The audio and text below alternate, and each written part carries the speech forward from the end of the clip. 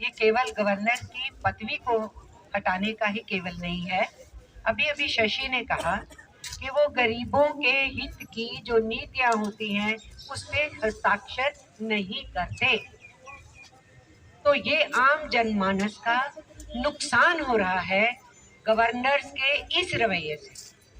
और भारतीय communist party जो मजदूरों, किसानों, बुद्धिजीवियों, आम गांव और शहर के नागरिकों का प्रतिनिधित्व करती है, मेहनतकशों का प्रतिनिधित्व करती है, वो इसलिए चिंता में है कि गवर्नर की पदवी का भी इस्तेमाल नरेंद्र मोदी की सरकार जैसे खुद गरीबों की पिटाई में लगी हुई है, महंगाई बढ़ाने में लगी हुई है, बेरोजगारी फैलाने में लगी हुई है, लोगों में अंधविश्वास फैलाने में लगी हुई है, लोगों को आपस में लड़ाने में लगी हुई है, उसी चीज को गवर्नर के जरिए से राज्यों में वो फैलाएगी।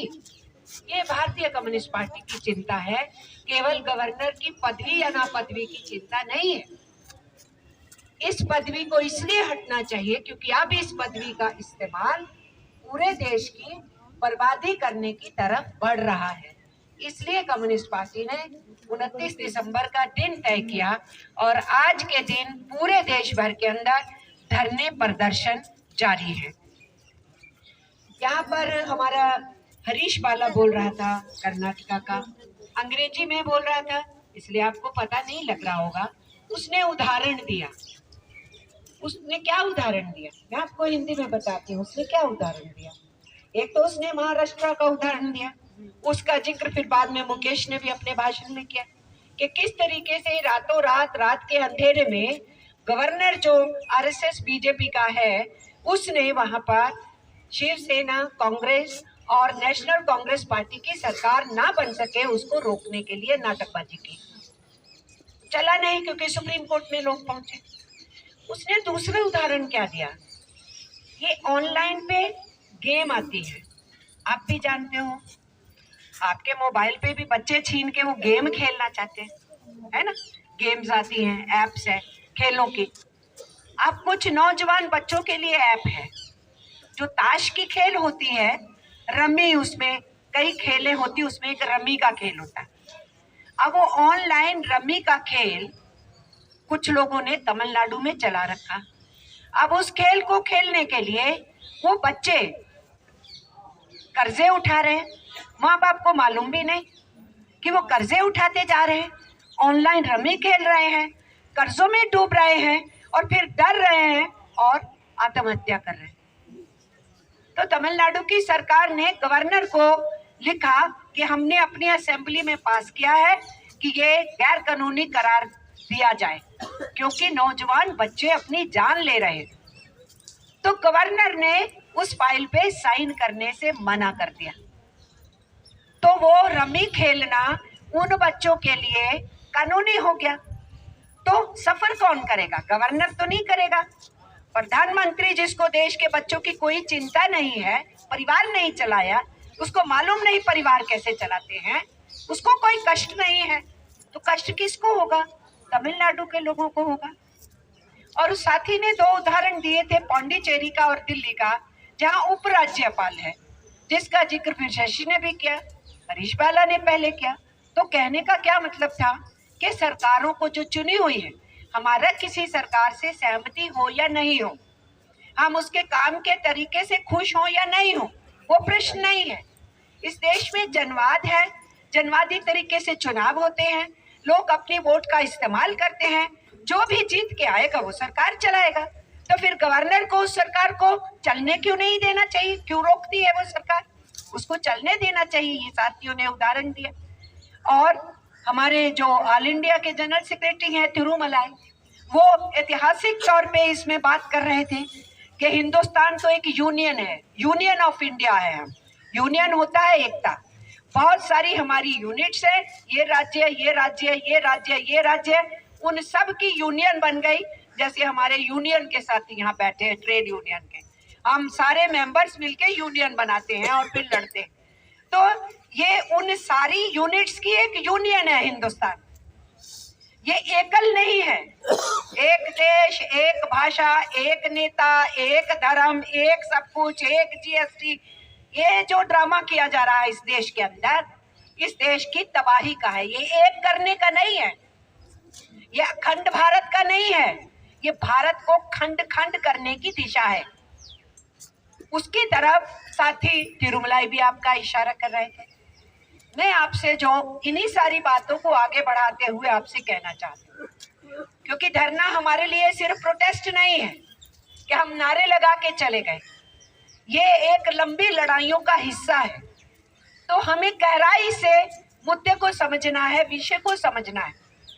ये बात सच है कि हमारे यूथ लीडर ने कहा कि अंग्रेजों के जमाने में भी जब कहीं कहीं उन्होंने देश की आज़ादी का आंदोलन तेज हुआ तो उन्होंने कुछ राज्यों के अंदर इजाजत दी कि सरकार बनाओ, लेकिन जो वोटर है वो कौन होता था? जो बीए पास है। वोटर में दलित नहीं थे, ओबीसी नहीं थे, गरीब लोग नहीं थे, पढ़े लिखे लोग केवल वोटर थे अंग्रेजी राज में। और उससे भी जो सरकार बनेगी तो उसके ऊपर भी कंट्रोल होना चाहिए, अंकुश होना चाहिए। उसके लिए गवर्नर की पदवी बनाई गई और अंग्रेज गवर्नर के जरिए से सबकी नकेल को कंट्रोल करके रखना चाहते थे। तो एक तो हमें ये समझना चाहिए कि ये शुरू कैसे हुआ।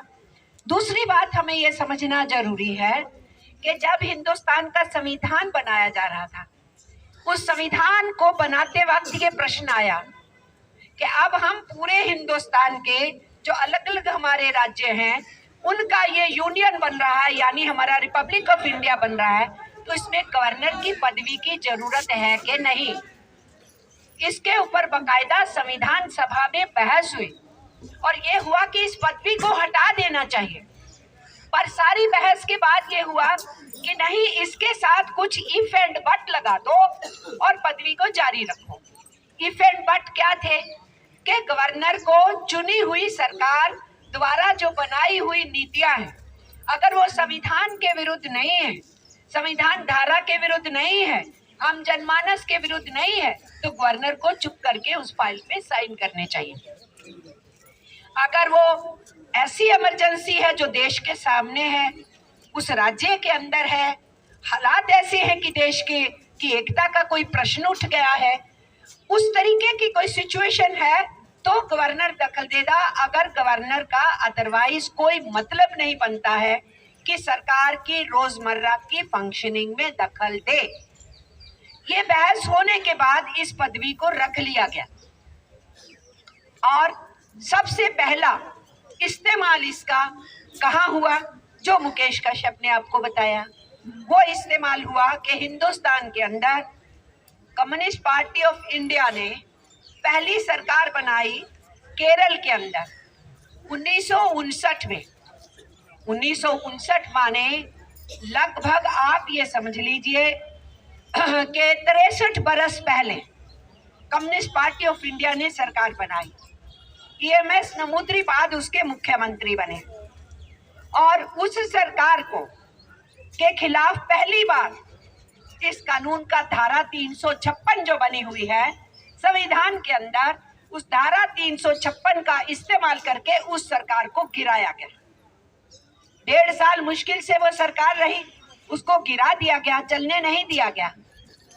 कम्युनिस्ट पार्टी ऑफ इंडिया ने कहा कि ये गवर्नर की पदवी का गलत इस्तेमाल है। केरल के अंदर कोई ऐसी स्थिति नहीं थी कि आप सरकार को गिराएं। वहां केवल शिक्षा के एक प्रस्ताव के ऊपर, शिक्षा नीति को लेके कुछ बहसम बहसा शुरू हुआ था, तो वो कोई बहुत बड़ी बात नहीं थी, लेकिन उस सरकार को गिराया गया। तो कम्युनिस्ट पार्टी ने ये तय किया ये बिल्कुल गैर वैधानिक है और गैर जनवादी है, इस किस्म से गवर्नर का इस्तेमाल कभी नहीं होना चाहिए और केंद्र में जो सरकारें हैं उनको जनवाद को कमजोर नहीं करना चाहिए, डेमोक्रेसी को कमजोर नहीं करना चाहिए। ये बात तय हुई। और जो कहते हैं कि कम्युनिस्ट पार्टी के लोग जनवादी नहीं होते, डेमोक्रेटिक नहीं होते, उनको मैं जवाब देना चाहती हूँ। जब कम्युनिस्ट पार्टी के 2 मंत्री बन गए 1996 से लेके 1998 की यूनाइटेड फ्रंट गवर्नमेंट में, देवगौड़ा प्रधानमंत्री थे और सेकंड टाइम में आईके गुजराल प्रधानमंत्री थे और इंद्रजीत गुप्ता कम्युनिस्ट पार्टी के महासचिव, उनको गृह मंत्री की पदवी दी गई और हमारे जो चतुरानंद मिश्र थे उनको एग्रीकल्चर मिनिस्टर की पदवी दी गई। उसके दौरान जो यूनाइटेड फ्रंट की सहयोगी दल था और सरकार में भी था, उनके मंत्री भी थे, तो समाजवादी पार्टी के नेता मुलायम सिंह जी, जो अब नहीं रहे, दिवंगत हो गए, मुलायम सिंह यादव जी ने इंद्रजीत गुप्ता जी से कहा कि उत्तर प्रदेश की सरकार को बर्खास्त करो, क्योंकि होम मिनिस्टर के हाथ में होता है। होम मिनिस्टर को गवर्नर रिपोर्ट देता है और होम मिनिस्टर उसके बारे में तय करता है। अच्छा, मैं आपसे सहमत हूँ, राज्य में बहुत बुरी हालत हो गई है, ये सरकार संभाल नहीं सकती है, इसलिए इस सरकार को बर्खास्त कर देना चाहिए। ये गवर्नर की रिकमेंडेशन आती है। फैसला कौन करता है? होम मिनिस्टर करता है। तो इंद्रजीत गुप्ता को उनके खुद यूनाइटेड फ्रंट की सरकार के सहयोगी पार्टी और उनके मंत्री भी थे उन्होंने ये कहा उत्तर प्रदेश की बीजेपी की सरकार को बर्खास्त करो।